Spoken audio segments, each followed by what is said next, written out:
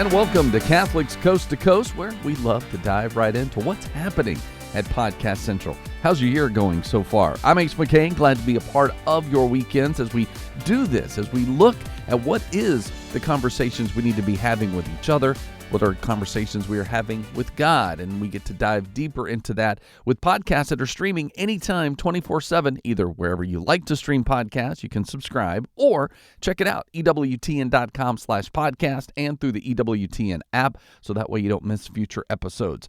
We always love to start the weekend as we do into the Mass reading, so let's get this week's Word on the Word. Today, we're going to talk about the second reading. In it, we pick up right where we left off last week in the first letter to the Corinthians.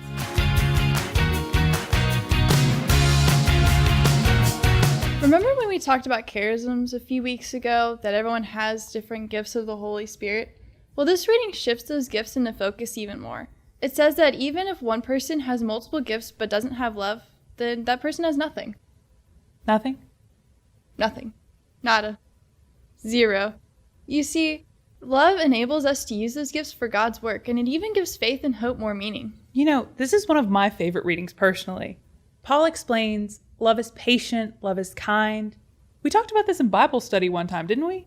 Because we substituted our name for the word love, and when you do that, it gives the reading a whole new meaning. I definitely agree. It was like an examination of conscience.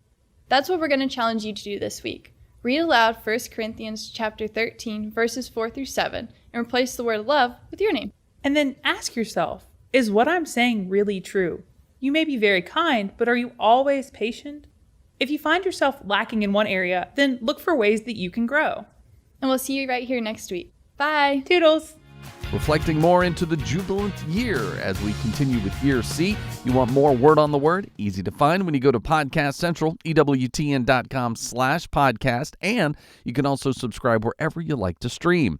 I am Ace McKay. As we continue with Catholics Coast to Coast, we've got one of two new podcasts to introduce to you. This one called Counsel of Trent, where this week we're answering the toughest objections against our faith, and this is an entertaining, informative podcast that helps to show how we can share our faith and then also face those who are opposing it. So what are those practical ways? We've got some free-for-all episodes that you can check out, and from a Catholic point of view, how do we change the way we tell our story? We'll dive into it. Brand new, it is Counsel of Trent on this week's Catholics Coast to Coast. The joy of reading a good book. I've been able to read a lot of good books recently, or I will confess, I've been listening to them more on audiobooks, because when you have little kids, sometimes that's the only way that you can do it. But I'm really enjoying it, so I wanted to talk about that today. And in particular, I wanted to talk about literary point of view, because I've been thinking about it more since I've been reading a wide variety of classic fiction novels recently. So that's what we're going to chat about. Mondays and Wednesdays, we talk apologetics and theology. But on Friday, we talk about really whatever I want to talk about. And today, that's what I want to talk about. Really, for the past 15 years, it's felt like most of the reading and learning that I have been doing has been in the world of nonfiction. I want to do Catholic apologetics. I love helping people learn about their faith, learn about God, learn about the church, learn about Jesus, and answering critics of Catholicism and Christianity, answering people who defend evils like legal abortion or euthanasia. So in order to do that, there are millions and millions of pages out there, things I couldn't read it in a lifetime. I need 100 lifetimes, if that, to go through all of it. So I've always felt this burden that, okay, I need to learn all these arguments. I got to read journal articles. I have to learn about, and I cover a wide variety of fields in the different subjects that I address. So it might be science and cosmology, philosophy, ancient history, linguistics, languages, European history, American history. All different kinds of issues come up. So I've had to cover a lot of different ground in different areas. And so in that reading, I feel like I've really neglected fiction and classics and just really reading for fun. It is hard. Even when I'm off work, sometimes I feel like, I could read this article, or I could read about this. And there's a sense of guilt, like, I could learn more.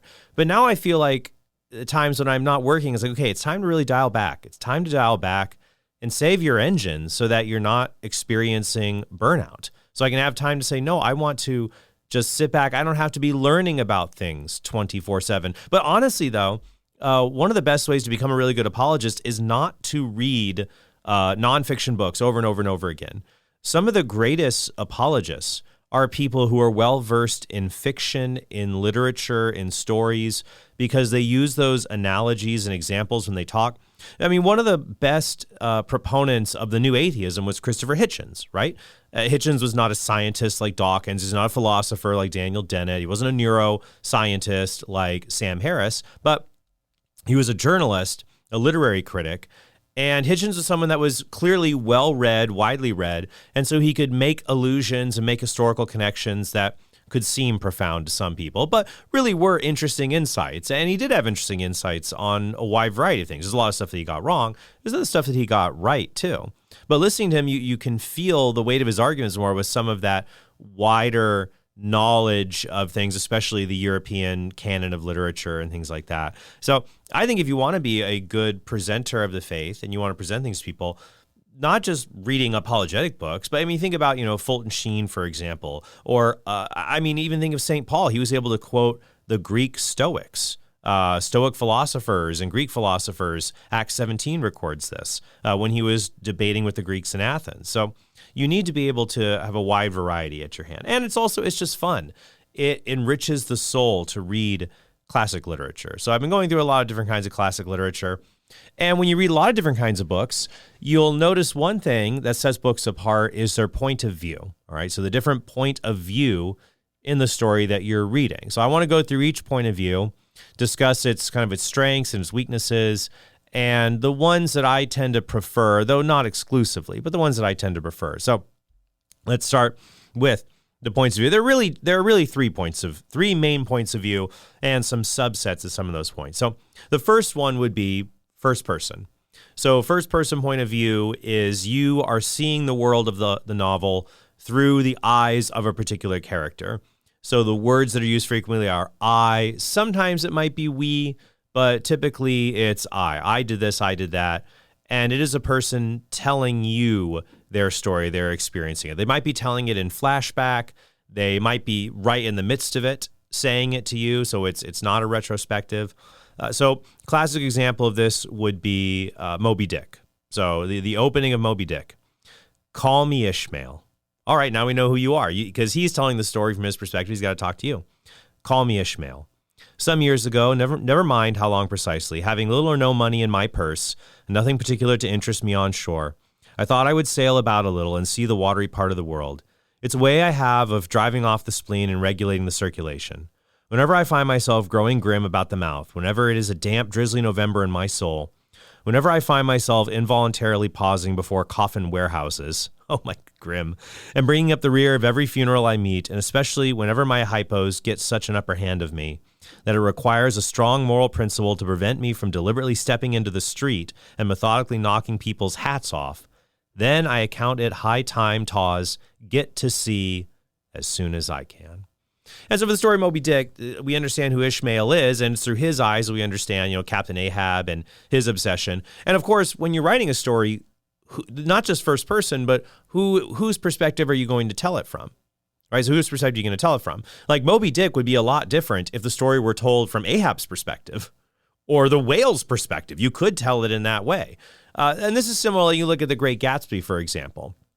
A lot of people think that Gatsby is the main character of the story, but he's not. Nick Carraway. And so Nick presents everything through his eyes, and it presents the story in a particular slanted view that where Gatsby, if he were telling it to us, it may not be as, I think Carraway in Great Gatsby, when he's telling the story, it is slanted still. Any first person perspective is going to be slanted a bit.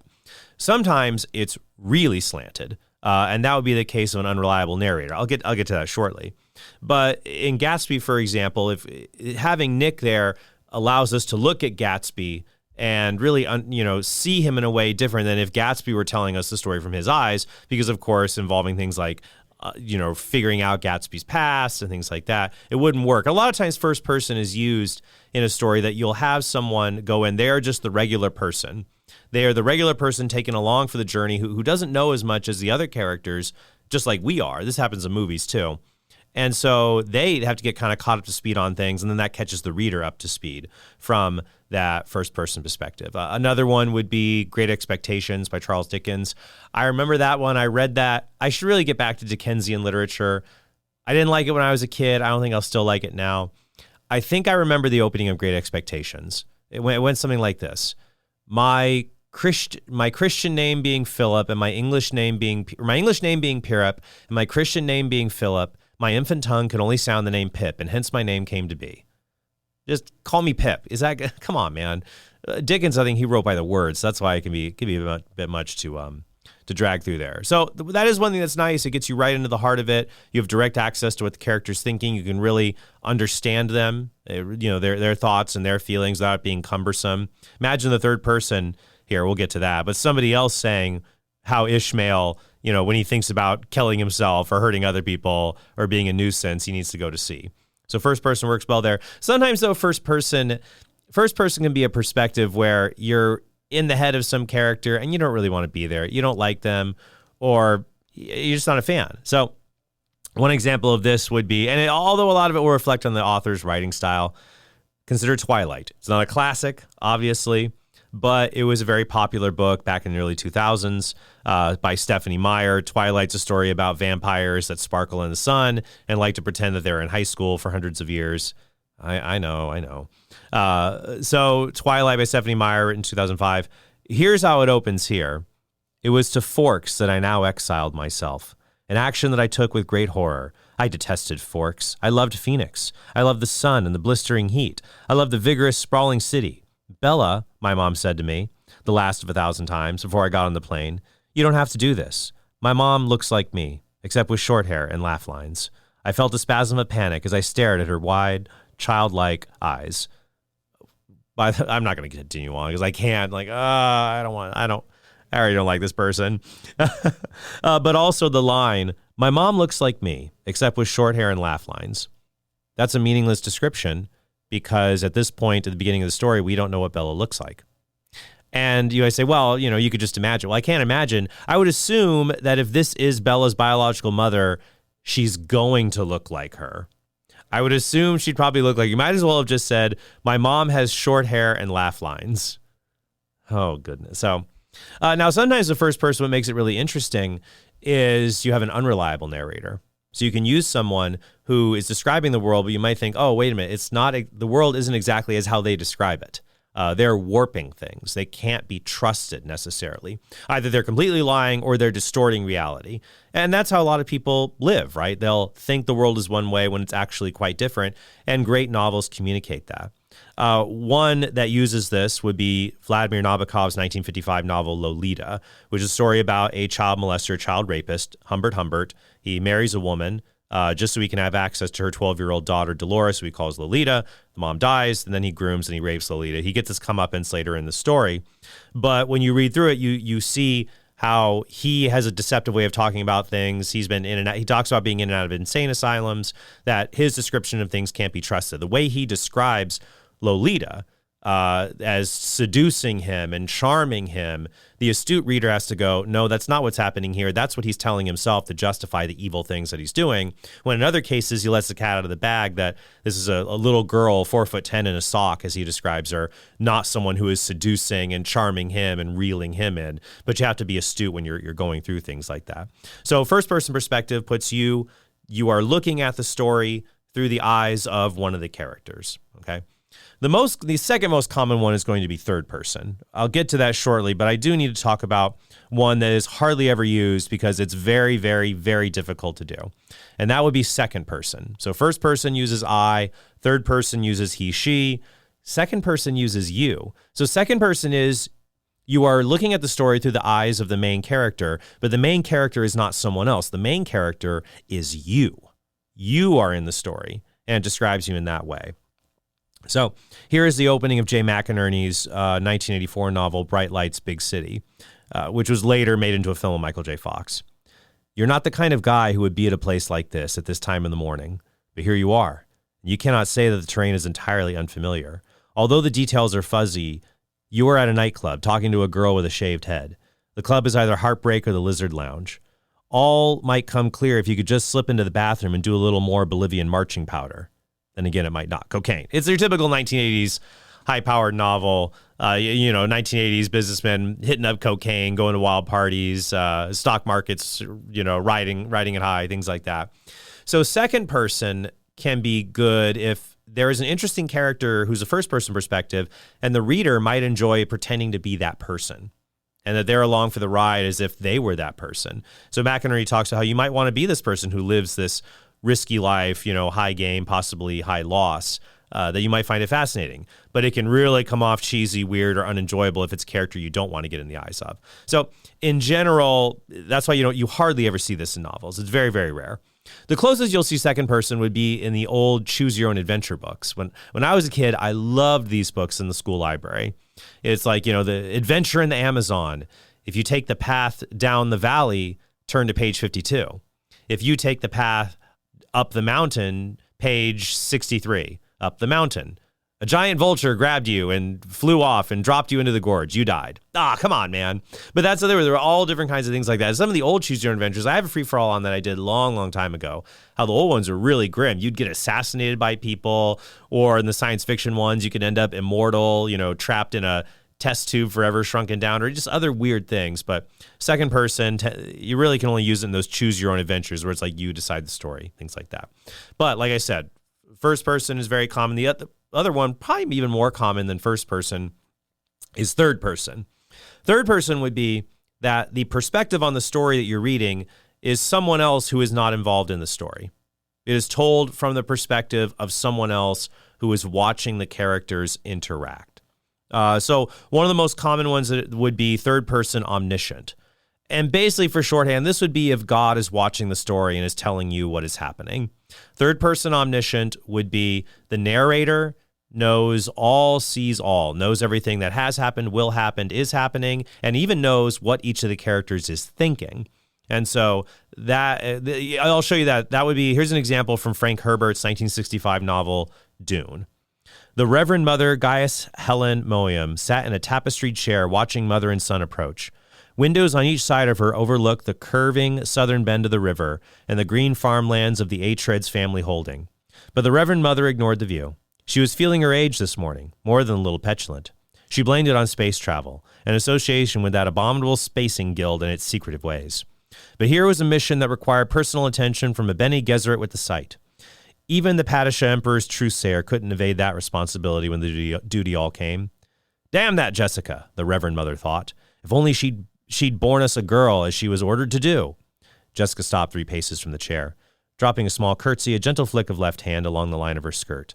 Paul gave the short bow his dancing master had taught, the one used when in doubt of another station. Jessica's hand went to Paul's shoulder, tightened there for a heartbeat, fear pulsed through her palm. Then she had herself under control. Thus he has been taught, your reverence. What does she fear? Paul wondered. So you notice there what third person omniscient is doing. It's like we're up in heaven looking down on this story and we know what they're thinking, what they're doing, and we're seeing it all. And that can be a great way to tell a story, to really make clear to us what people are thinking, what they are doing. And so you have this very immersive experience in seeing all and knowing all. The downside is that since it's so easy to write this way, people can often write it in horrible ways. I have read, it's such an easy way, it can become a lazy way of writing. I've read books where one's cardinal sin is head hopping, where he thought this, and then she thought that, and then he did this, and he thought that, and we're just hopping around, and we don't have a sense of space and scale, and it can become confusing. Or there's talky. It's a lot of telling me. The narrator gives a bunch of exposition about this fantasy kingdom and how it was created, and what Lord Salvenstein thought, and he loved her, and this and that. It's like, oh, we get it already. A lot of tell more than show. So third person omniscient, it's easy to fall apart in that way. That's why a lot of skilled writers will use a third person, and this is the one that I think I kind of like the most, is third person limited. This is a third person. This would be not if God is watching the story as the point of view, but if a security camera was watching the story. And it's varied, but sometimes you'll have other characters, side characters be the third person point of view. But imagine if you were reading a story and it's just like a security camera was looking at it and telling us what it saw. So this is a style in Dashiell Hammett's 1930 novel, The Maltese Falcon, which was later made into a film. 2 films, I think, actually, but it was made into a film with Humphrey Bogart and Lauren Bacall, I want to say. So in Maltese Falcon, in the novel, it does not talk about what the characters are thinking. It only, you have to deduce what they are thinking based on the descriptions that Hammett gives of the characters and what they are doing, even the expressions on their faces. And that makes it really enjoyable. It's kind of like watching a movie, and you're using your mind. I'm not saying every novel has to be done this way. All the other perspectives are good. But I really enjoy this of trying to discern what people are thinking just based on these descriptions. So here's an excerpt from The Maltese Falcon. Samuel Spade's jaw was long and bony, his chin a jutting V under the more flexible V of his mouth. His nostrils curved back to make another smaller V. His yellow-gray eyes were horizontal. The V motif was picked up again by thickish brows rising outward from twin creases above a hooked nose, and his pale brown hair grew down from high, flat temples in a point on his forehead. He looked rather pleasantly like a blonde Satan. He said to Effie Perrin, by the way, Spade is a detective in San Francisco, as said in the 1920s, and Effie Perrin is his secretary, and he is dragged into a case about trying to find a lost artifact, medieval artifact, the Maltese Falcon. Supposed to, it's worth a ton of money and everybody's after it and people are lying and there's murders that happen and people take the fall for murders or cover it up. And it's a great example of film noir in the Humphrey Bogart version, but it's one of the top 10 crime novels, mystery novels of all time. So he said to Effie Perrin, "Yes, sweetheart?" She was a lanky, sunburned girl whose tan dress of thin woolen stuff clung to her with an effect of dampness. Her eyes were brown and playful in a shiny, boyish face. She finished shutting the door behind her, leaned against it, and said, "There's a girl wants to see you. Her name's Wonderly." "A customer?" "I guess so. You'll want to see her anyway. She's a knockout." "Shoo her in, darling," said Spade. "Shoo her in." Effie Perrin opened the door again, following it back into the outer office, standing with a hand on the knob while saying, "Will you come in, Miss Wonderly?" A voice said, "Thank you," so softly that only the purest articulation made the words intelligible. And a young woman came through the doorway. She advanced slowly, with tentative steps, looking at Spade with cobalt blue eyes that were both shy and probing. She was tall and pliantly slender, without angularity anywhere, and her body was erect, her legs long, her hands and feet narrow. She wore 2 shades of blue that had been selected because of her eyes. The hair curling from under her blue hat was darkly red, her full lips more brightly red. White teeth glistened in the crescent of her timid smile. Spade rose, bowing and indicating with a thick-fingered hand the oaken armchair beside his desk. He was quite 6 feet tall. The steep, rounded slope of his shoulders made his body seem almost conical, no broader than it was thick, and kept his freshly pressed gray coat from fitting very well. Miss Wonderly murmured, "Thank you," softly as before, and sat down on the edge of the chair's wooden seat. So notice here, you don't have to say she's scared and nervous. Now, it does talk about her tone being timid, but even like talking about her posture, how she sits, sitting at the edge of one's seat, like how a child might sit, being, very soft-spoken. Whereas Spade, the detective, exhibits this, kind of confidence, and the physical description of him gives you that he's kind of I would say that, it's very, Humphrey Bogart was a perfect casting for this. It's kind of the proto Harrison Ford, cool, charismatic, tough guy who knows what's going on. The tappity-tap-tap and the thin bell and muffled whir of Effie Perrin's typewriting came through the closed door. Somewhere in a neighboring office, a power-driven machine vibrated dully. On Spade's desk, a limp cigarette smoldered in a brass tray filled with the remains of limp cigarettes. Ragged gray flakes of cigarette ash dotted the yellow top of the desk and the green blotter and the papers that were there. A buff curtain window, 8 or 10 inches open, let in from the court a current of air faintly scented with ammonia. So this description, it's just you're looking at it. It's not just a security camera, I guess. It's also smell-o-vision to get into where you are. Miss Wonderly watched the gray flakes twitch and crawl. Her eyes were uneasy. She sat on the very edge of the chair. Her feet were flat on the floor, as if she were about to rise. Her hands in dark gloves clasped a flat, dark handbag in her lap. Spade rocked back in his chair and asked, "Now what can I do for you, Miss Wonderly?" She caught her breath and looked at him. She swallowed and said hurriedly, "Could you? That is..." Then she tortured her lower lip with glistening teeth and said nothing. Only her dark eyes spoke now, pleading. Spade smiled and nodded as if he understood her, but pleasantly, as if nothing serious were involved. He said, "Suppose you tell me about it, from the beginning. Then we'll know what needs doing. Better begin as far back as you can." So it's interesting. I mean, it would be very easy to say Spade thought she was this and that, and the Miss Wonderly thought Spade was blah, blah, blah, and felt this and that. So I like the extra bit. Now, the descriptions can get out of hand. I know some authors, Steinbeck, the others, who sometimes the descriptions can be just a bit much that you're putting out there. But if it's done in the right scene, I think a rule of writing. I mean, I have a fiction book I worked on 10 years ago and I abandoned it. I would like to return to it at some point. I really would. But like I do with my nonfiction books, I'd say with my fiction book, every word matters. Every word matters. Treat every word as being precious. So don't overuse words when you don't have to. Stunken White's Elements of Style, their rule: omit unnecessary words. So that's first, second, and third person, third being omniscient and limited POV. Lots of different books that use these. What's your favorite point of view in literature? Have you read any good books lately? I've had a lot that I've gone through. A third person one, let me think off the top of my head. Third person I've gone through. Kafka's Metamorphosis. Gregor Samsa woke up one day and he was a bug. Like, without having to go into his head, I'm a bug. What's going on here? Third person works well there. Third person is used also in stories where first person wouldn't work as well, like Call of the Wild. So Jack London, basically about a dog named Buck that gets kidnapped, taken up to Alaska, and he learns about his primeval roots, goes, with the wolves and stuff. The third person tells us a little bit what Buck is thinking, but it's more bringing out from his actions and saying, Buck didn't like this or that, but not like Buck's like, ruff, ruff, I don't like this at all, And so it's neat to make the dog a character in the third person, makes it not cheesy. It's not like Air Bud or something, for a dog to be the main character or something. What else have I been going through? A Day in the Life of Ivan Denisovich. So that would be... Okay, I looked it up here on Cliff Notes because I was wondering, why can't I fully remember A Day in the Life of Ivan Denisovich? Why can't I remember the POV very clearly? It's kind of a combination, and some of these are combinations.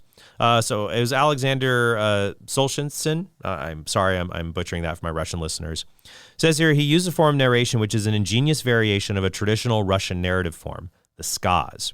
This technique, employed widely in Russian folktales, establishes an anonymous narrator who is on the same educational and social level as the protagonist and is able to transmit the main character's actions and thoughts using the third person singular and sometimes the first person plural, but giving the impression to the reader that the story is being told in first person by the protagonist.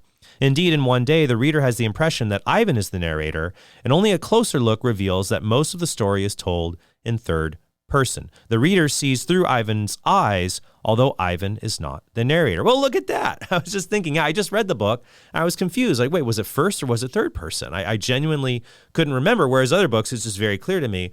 And that is why, because it's a hybrid storytelling that it kind of filters first person through a very special kind of third person narrator. So there you go. Literature.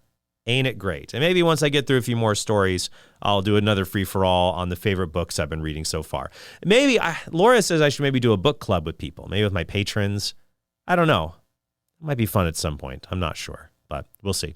Well, thank you guys so much for listening with me, and I hope you have a blessed weekend, and maybe pick up a good book and see what perks your interest. Great books to add to your 2025 reading list as you learn to defend your faith. That is Counsel of Trent, brand new to the podcast family at EWTN.com/podcast. You can also subscribe wherever you like to stream so you can catch future episodes.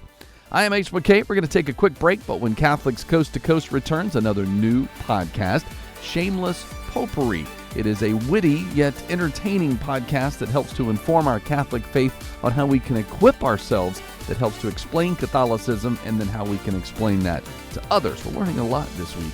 So as we dive in, Joe is going to explain how we are, as Catholics, how are we Christians? So what does that mean as we explain ourselves to others, and then get set for more with Shameless Popery on this week's Catholics Coast to Coast.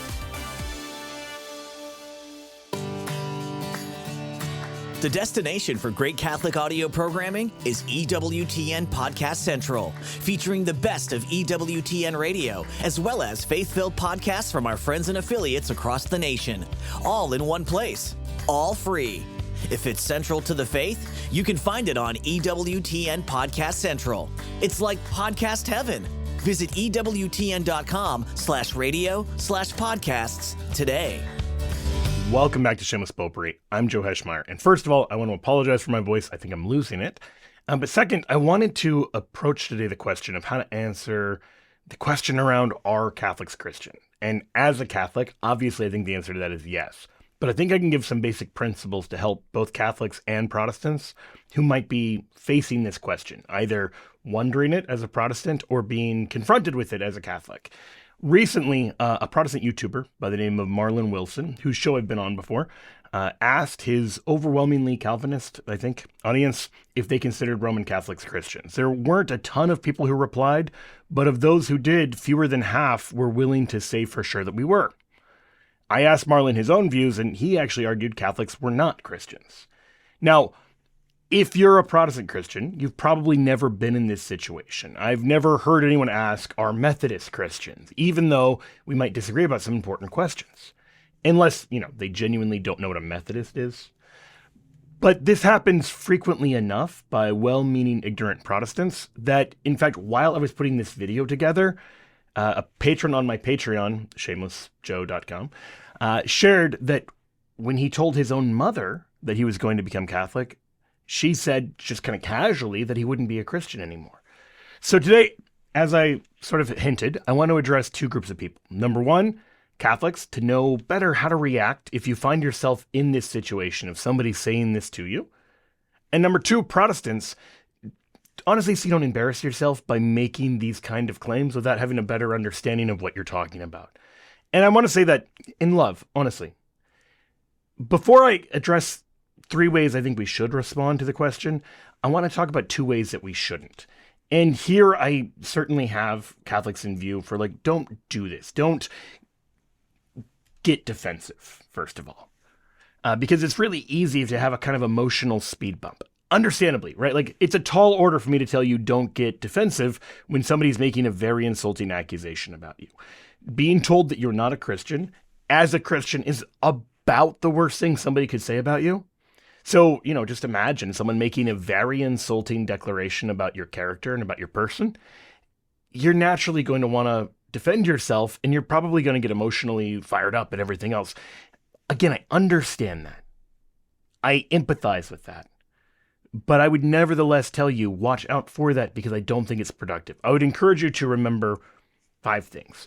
Number 1, remember the other person's awkwardness. Now, put yourself in their shoes because chances are you've found yourself having to confront a brother or sister about something. Maybe it's a sin, or maybe it's just something of a non-moral character. Say, for instance, you've got a friend who just smells really bad. And as a friend, you gotta say something. That's an uncomfortable situation for both of you, right? You didn't want this. And so the least helpful thing to do in that kind of situation is to get defensive in a way that just increases the awkwardness. Instead, move against that. Try to dispel the awkwardness. Be gracious about it, even if you've been insulted unjustly. Second, recognize the other person's good intentions. When Marlon shared his theory about why he didn't think Catholics were Christians, he was quick to say, I say this with love. And you know what? I believe him. I think he's wrong in what are some pretty obvious ways, but I also believe his motives are pure and maybe even holy. And so I don't want to knock that too much, right? I think he is misguided, not malicious. Now, with all of this, you can imagine another kind of set of examples. Maybe the person isn't telling you you smell because they're your friend and they love you. Maybe they're telling you you smell because they don't like you and they're being malicious. I'm not talking about that, right? I'm talking about the person who, whether they're right or wrong, tells you, I think you're in error. I think you're in sin. I think you're not a Christian. I think you smell. Whatever it is. In that situation, don't get defensive, even if you know they're wrong. Even if you know they're wrong. Because you want to respond by recognizing the bravery, honestly, that it took them to confront you and the awkwardness that they've kind of created for themselves as well as for you, and their good intentions for being willing to undergo what they knew would be an unpleasant situation for your good. That's something to respect and to honor, right?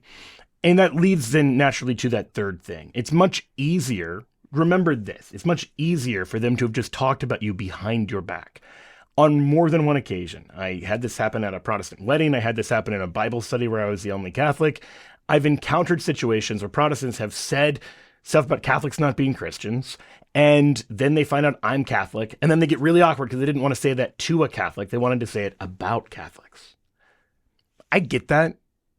Sometimes you have an awkward situation where, I don't know if I can go to this wedding. You want to talk to somebody else you know is kind of on the same page, but I don't really have a ton of respect for that. Meaning, I don't have a ton of respect for it when you talk ill of others behind their back while being too cowardly to confront them head on. Now, it's fine if you're just saying, help me understand this situation. I'm not speaking about that. But someone who's convinced Catholics aren't Christians, and both of the cases I'm thinking about in my own life, that was the case. They weren't asking, they were declaring. But then they didn't want to declare it to a Catholic. They wanted to declare it to other Calvinists. That sort of thing, I think, whether you're Catholic or Protestant, we should recognize is clearly unchristian. Like, that is not what we're called to do as Christians. There's a model for how you approach when a brother is erring. There's a model for how you confront error and all of this, and that's not it. And so when someone comes to you, appreciate the fact that they didn't take the easy road. They did the harder thing of coming to you. The fourth thing, remember how Jesus responded to insulting and false accusations. In John chapter 8, Jesus' opponents claimed he wasn't really Jewish. They call him a Samaritan and a demoniac. That is at least as insulting as being told that you're not a Christian, right? Like, if I said you're not a Christian and also you're possessed by the devil, okay, I've made that already insulting accusation even worse. And so Jesus could have easily and even justly responded with outrage, but he doesn't do that. In response to the claim that the King of the Jews isn't really a Jew, we find him responding with grace and humility, but also defending himself, directly addressing their objection, telling them they're wrong, but without getting defensive, defending without defensiveness. And that's the model we should be following here. And fifth and finally, we want to recognize that defensiveness tends to shut a conversation down. If you seem too sensitive to handle criticism, other people are less likely to criticize you to your face. They'll continue to think negative things about you. They might even share negative things about you to other people, but they're not going to confront them to you in a way where you could change or correct the record or have a helpful conversation. And so that kind of defensiveness is really counterproductive for them and for you, because you can't clarify things. And so it's a bad outcome all around, right? They just come away thinking you're not a Christian. You come away oblivious to the fact that people are saying that kind of thing about you. That's a problem, right? And so, in all of this, I'm absolutely assuming the best. I'm assuming the person who tells you, I don't think Catholics are Christians, is acting out of a spirit of Christian charity, albeit misguided. You will find people who are bitter or defensive or, just spiteful or trolling or whatever. I'm not talking about those cases. If you don't know, if you're not sure which categories a person's in, you would do well to assume that they're doing it charitably. Assume, in other words, the best motives. And we're going to get more into this in a little more depth kind of as we go. Okay, so that's the first thing not to do. Like, don't get defensive. Second, and this is maybe more surprising, I would suggest don't debate the finer points of their theological objection. Now, I realize that probably sounds completely counterintuitive. And this is, I'm speaking very generally here. I would make exceptions to this if you're, a trained theologian or debater, apologist, whatever. If you know a particular subject matter really well and somebody confronts you about it, if you're, just finished your dissertation on the topic and somebody spouts off something about how Catholics aren't Christians and then they mention your dissertation topic, fine, have at that. But ordinarily, that's not what's going on, right? Like, ordinarily, it's a case where you weren't expecting to have to defend why you're a Christian, and the person confronting you has a whole set of theological ideas that are wrong, or at least wildly different than your own, and there's a lot of work to do to even come to any kind of common understanding. So, oftentimes, and I'll focus on this throughout this video for what I think are going to be clear reasons, when Protestants claim Catholics aren't Christians, it is, I think, more often than not, based on the idea that we interpret St. Paul's epistles to the Romans and to the Galatians in a different way than they do. When St. Paul says that we are justified by faith and not by works of the Mosaic law, we think that means that we're justified by faith and not by works of the Mosaic law. They think that means we're justified by faith alone, apart from anything other than faith. Now, quite frankly, you can read either of those in the text. Both of those can make sense of Paul's writings to the Romans or Galatians. We'll get into more of why that matters, right? And so just to give a couple examples of this kind of coming up, John Bice, he is the founder of G3, which is like the G3 conference is one of the largest evangelical conferences in the U.S. It draws, thousands of people. And so he's a pretty big deal. And he wrote a piece in 2023 about why he thinks Catholics aren't Christians. And I'm going to take a closer look at that in a few minutes here. But very much at the heart of it, it's this idea that, we believe in salvation by faith, but not salvation by faith alone. So he acknowledges we believe in the necessity of faith, but not alone. Now, strikingly, that word alone famously is not in St. Paul's letters. The only time you see faith alone as a phrase is in James 2, where James explicitly says we're not justified by faith alone. Fine. We can get into that whole deep dive. I'm actually not going to do that, and for this simple reason. If you try to get into the deep dive about why this distorts St. Paul's theology, why it pits Paul against St. James, and so on, there is a time and place for that. A formal debate or another avenue where both of you have had time to research and prepare and all of that. But it's probably not going to be in the context where you're being told you're not a Christian. Like, it's just probably not going to be the time to have the formal debate. But there's also a more foundational thing that I'm surprised more people don't talk about. And that's this. The word Catholic, right? It means universal. We have the whole, and we have the whole with all the pieces working together. And so it always feels confusing and complicated for people who have a simpler heretical system. And I don't mean that, again, pejoratively. I just mean that descriptively, because nearly every major Christian heresy works in the same basic way. Number one, there's a fixation. You fixate on a particular part of Scripture, whether that's a particular book or a few books, or whether it's a particular doctrine or theme. That's number one. You take apart from the whole. Number two, you then interpret it in a way contrary to the way it's been traditionally understood by Christians. So you make the whole thing about the Mosaic Law, or justification by faith alone, or predestination, or speaking in tongues, or fill in the blank. It all works the same way. You interpret it in a way where, you have to, speak in tongues to be truly saved. That sort of thing, right? Like, what are they doing? They're taking a theme, speaking in tongues, which is in Scripture, and then they're interpreting it in a way that isn't the traditional understanding of that doctrine. You can do this across the board. Then, number three, you then interpret the rest of Scripture either through the lens of your fixation, or you just kind of ignore the rest of Scripture. You talk about justification by faith alone and how all that you need for salvation is faith, and just that's all that matters. And then you get these uncomfortable passages like Jesus' separation of the sheep and goats, where he talks about the judgment of the world and he looks at what people don't do in terms of their works. And he doesn't even mention faith, and you just kind of gloss over those parts. You just kind of ignore them, or you say, well, obviously he's presupposing faith, and this is just the outgrowth of that faith. So even though he doesn't mention faith, he really meant the sheep are those who have faith, and the goats are those who don't. You reinterpret all the passages in these often very counterintuitive ways through the lens of your presuppositions because of your fixation. That's how almost every heresy works.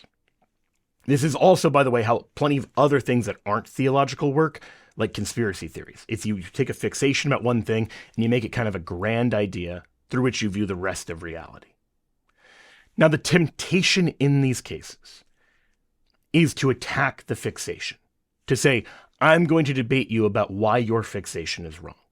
No, you shouldn't read the whole of Scripture through law and gospel. No, you shouldn't read the whole of Scripture through dispensational theology. No, you shouldn't read the whole of Scripture through like a restorationist lens. That's tempting. That is usually folly for a few reasons. The chief reason is because this is their fixation and not yours. They've probably read a lot more than you have. It doesn't mean they're right. But it does mean it's going to be much easier for them to surprise you with some chapter and verse you didn't remember than for you to do the same for them. There are exceptions to this. I've encountered times, I had a time where I had a Protestant street preacher tell me, you won't find anything in the Bible that says baptism saves. And then I had him read 1 Peter 3:21 with me in his own Bible, and he was flummoxed for a second. But then he said, well, 1 Peter wasn't written to Christians, it was written to Jews. Okay.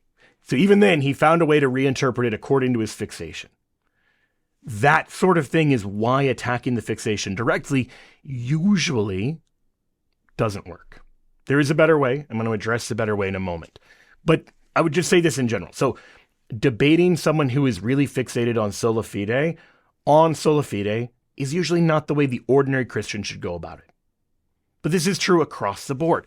You've got some Protestants believe that we all need to be keeping the Sabbath on Saturday.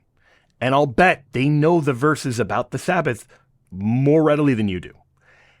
Mormons who are convinced that Amos 8 predicts the great apostasy. It doesn't, but I bet they know Amos 8 better than you do. Let's take opposite examples, right? You got on the one hand, oneness Pentecostals. They believe Jesus and the Father are just different names or roles for the same divine person. So they don't believe in one God, three persons. They believe in one God, one person.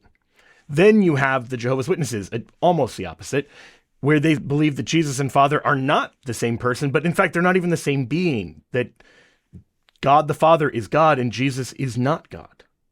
Now, obviously, those two things can't both be true. Jesus can't both be the Father and not be God at all. And we would say both of them are actually false. But here's the thing. I would venture that ordinary Trinitarian Christians, Catholic, Protestant, Orthodox, confronted with a oneness Pentecostal or Jehovah's Witness, will find themselves kind of frantic and scrambling, because those guys are used to having to defend their non-Trinitarian theology way more than most Christians are prepared to defend Trinitarian theology, because we're not constantly attacked on it, right? Like, if you're a non-Trinitarian who believes you're a Christian, you're used to hearing Trinitarians tell you, we don't even think you're a Christian because you don't believe in the Trinity. It's so foundational precisely for that reason. They often know those verses better. So again, I want to be completely clear. There is a time and place to debate the fixation. And there are people who, even off the cuff, have the theological, rhetorical, apologetic kind of skills to do that immediately. That is not all of us. And so you have enough self-knowledge to know, am I finding myself being sucked into a debate on a topic I wasn't prepared for and they were? Because that's probably not going to go well. And that doesn't mean that you don't believe the right thing. You can be right, and that's still the case. So, having said all that, that's what not to do. You might then wonder, okay, well, then what in the world am I supposed to do? So let's talk about that. Number one, seek to understand why. Now, I'll acknowledge this is not as much fun as just immediately bashing people over the head, but this is way more important. It's way more productive. You'll never answer their objections to Catholicism and why they think we're not Christian if you don't first understand what they even think Catholics believe. And so allow them to present their own view on what Catholics believe. Now, along the way, you should keep two important distinctions in mind. Number one, recognize the difference between saying, I disagree with the Catholic Church's teaching on X, and the much bolder claim, anyone who believes the Catholic Church's teaching on X isn't even a Christian. Now, we can maybe understand why someone doesn't see the wisdom of the Church's teaching on XYZ doctrine. And so, people who think Catholics aren't Christians tend to just want to debate the merits of who's right on justification, who's right on, the role of tradition or the role of the church or the necessity of baptism or whatever. But that's all at that first level. I disagree with the Catholic Church on these issues. But if you're going to say the Catholic Church isn't Christian, you have to say the second thing, that anyone who disagrees with my reading of Scripture as a Protestant doesn't even get to count as a Christian. So if you're going to tell me that I have to not just agree with St. Paul on justification, which I do to the best of my knowledge, I also have to agree with your interpretation of Paul, you got to tell me why. So as a Catholic listening, you want to be listening for two things. Number one, what do they think Catholics believe? And number two, are they giving you reasons why you have to agree with them in order to be Christian? Chances are you're going to find a very fruitful amount of errors in the first thing to have a fruitful conversation. And we'll get into what to do next in a second. But there's a second important distinction. Because look, remember, if this person isn't just like a total troll, chances are they're very uncomfortable with the fact that they've sort of said, you're going to hell, right? They've just said, you're not a Christian. And so they're going to want to quickly backtrack and create an escape hatch, because it's pretty clear in Christianity that we're not to just be like judging and condemning other people to hell all the time. And so they'll say, well, maybe you're saved in some way. So we want to keep this distinction in mind as well. It's great that they acknowledge that maybe you're going to heaven, but that's not the question. The question here isn't whether some Catholics are going to heaven or not. It's great that we can agree on that. The question is whether the Catholic Church is Christian. Notice what happens. First, you're keeping the topic clear. You're not wandering off course. But second, it forces a conversation, not just about theology, but about what a church even is. And I'll tell you, historically, Protestants are very, very weak on having given much thought to even what it means to be the church, or having looked at what Scripture says about the idea of the church. So already, just by keeping the question in view, we're not talking about the individual salvation of an individual believer known only to God. We're talking about whether the Catholic Church is a true church, whether the Catholic Church is Christian. Notice the difference there. You're not going to be able to solve number one. Maybe the person has a deathbed conversion. You don't know. Maybe the person says all the right things, but in their heart, they secretly deny God. You don't know those things, right? God alone knows those things. That's not going to be a productive conversation. But you can have the conversation of where is the church described in the Bible? That, or what does it even mean to be a Christian? Those conversations are objective. They're external. We can have those kind of discussions.